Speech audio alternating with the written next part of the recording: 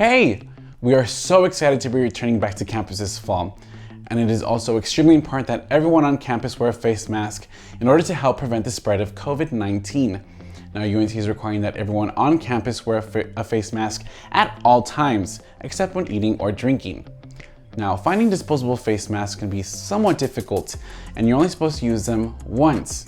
Cloth masks can be pretty expensive, especially on a student budget.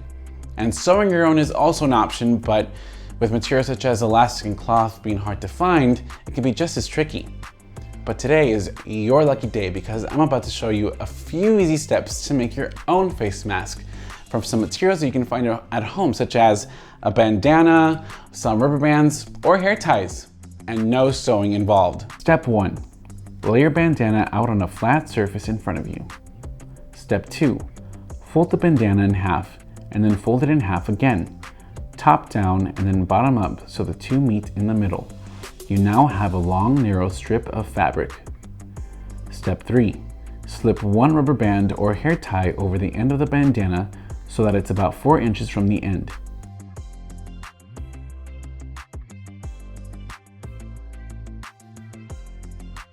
Do the same with the other rubber band at the other end of the bandana. Step 4. Fold one side of the bandana toward the middle over the rubber band so that it touches the other rubber band. Step 5. Fold the other side of the bandana toward the middle over the rubber band and tuck the end of the bandana into the other side.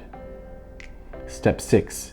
Flatten the bandana with your hands and then lift it up to your face, placing the rubber bands around your ears. Step 7. Adjust the mask for your fit and comfort. Now you're ready to come to campus.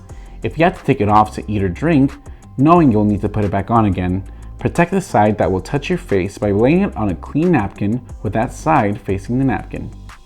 Be sure to avoid touching your mask with your hands while you're wearing it, and you'll need to wash it after each time you wear it.